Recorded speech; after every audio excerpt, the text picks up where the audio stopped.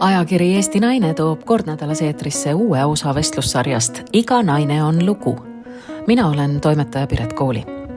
Tere sulle, kes sa meid kuulad.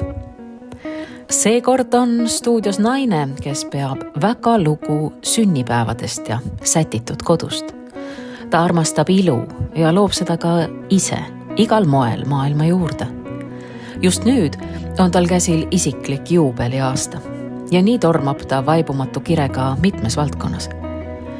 Kuid mis toob talle täna päriselt leiva lauale?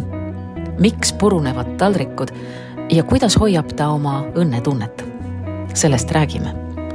Kastidesse surutud elust, andekusest ja avalikkusele loodud kuvandist teeme samuti juttu. On öeldud, et õnn on valiku küsimus. See ei ole alati nii, aga see on sageli nii.